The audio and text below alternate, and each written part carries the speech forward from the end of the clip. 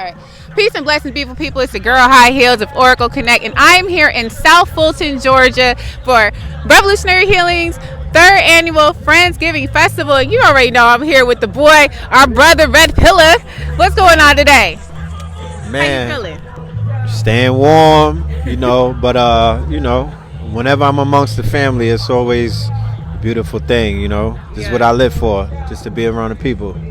Okay, you know you're the only person that I let take my mic from me. Oh, my bad. No, it's okay. So, is this your first time doing coming to the Friendsgiving event? I was here in 2020, and it was a movie. Mm-hmm. It was a movie. I had my daughter with me. First time she rode a horse. It was a great experience. Okay. So now the theme is friendships of all walks of life. And in this place, space, and time, why do you feel that it's important for us to embrace? I feel that's very important for us to embrace. They just hit a marker the other day. There was 8 billion people on the planet. And, as us being who we are, especially coming to the awareness about our beautiful, illustrious history, we have a lot of cousins in our global family. And I feel that it's time for us to embrace one another as we become more enlightened, so do they. And I feel that that's going to bring us closer. The divide and the distance was a distance of the moat was the ignorance and the not knowing. So now that we know, we should just naturally do what makes sense, and that is to share resources, match wits, you know what I mean, and see how we could basically get our land and our resources back. Mm-hmm, Yeah. mm-hmm. That part. So with this revolutionary healing theme, what is something revolutionary about your healing practice? Well, revolutionary healing to me is just basically, pushing the envelope, you know what I mean? Taking it there when it comes to your healing. To me, my healing is very sacred. This is healing, this is healing. Just being out here, being amongst the family, building, seeing people who I haven't seen in a while, having great conversations and whatnot. That helps. I promise you, that helps my mental health. That helps, lighten up my heart. That just gives me a lot more of what it is that I need in terms of that push to keep it going. So something that was spoken about a couple weeks ago by Brother Nuri Muhammad, he was talking about the difference between, or the distinction between unification and being united.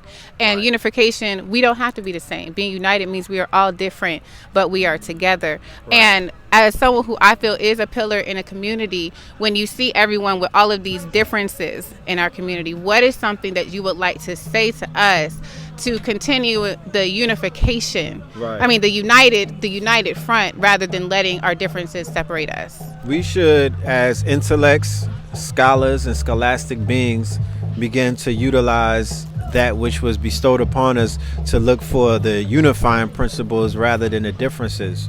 Like, I feel that people are wasting a lot of brain power and a lot of energy to identify, clear differences. When you're looking for it, you will find it. And that's not a reason for us to separate. My upbringing in Flatbush, Brooklyn kind of prepared me to be amongst different cultures and to accept them and to see the unifying principle or the throughway in it all. And, I appreciate different cultures. I appreciate different stories of different people. Everybody's not monolith. We don't have to have the same story. You can have a different story, and I'm not affected by that. I don't feel, and that also has to deal with ego. That also has to deal with confidence, and that also has to deal with foundation. I stand on a strong foundation, so I'm not intimidated by any differences that I see in my brothers and my sisters, because I clearly can identify who I don't want to unify with, who I'm not kin with, and those are the individuals that I'm kind of like looking at with the side eye. And my brothers and my sisters, or my distant cousins and whatnot, I'm not necessarily holding them to the fire, because I feel that we all are, we all victims of a level of miscommunication, falsehoods, and ignorance. Mm-hmm. So, we don't know what society looks like when we're not underneath those spells. So I want to move towards trying it out, because people can't say that we've tried it to say that it doesn't work. Haven't tried it necessarily.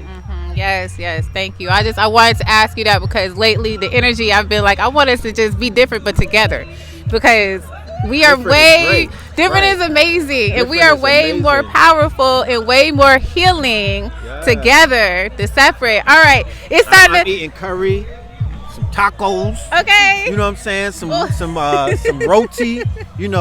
The differences in the food through the culture, the music through the culture, the fashion through the culture, the history through the culture, the jewelry, the artwork, all of these things. I absorb it all because I'm of the understanding and the knowing who I am, and identify myself in multiple cultures. I'm billions of years old.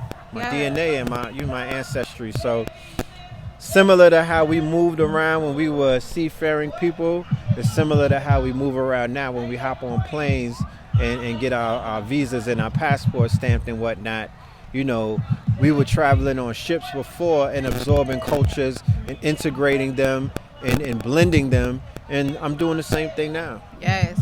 So I hope we remain to the same thing. One thing I'm gonna say this before I go. One thing I noticed, I'm West African, so we eat kenke and we eat the stew. And when I went to LA and I really got a real authentic tamale, I was like, this is kenke. This is my people's food. So we the same. See the similarities. Yes, it's beautiful. We look for the similarities. Yes. All right, well, I'm gonna let you go. I think Sunshine Anderson just hit the stage, so everybody's over there. They about to rock it. But thank you so much. I appreciate the interview, y'all. I'll be back with y'all. Peace.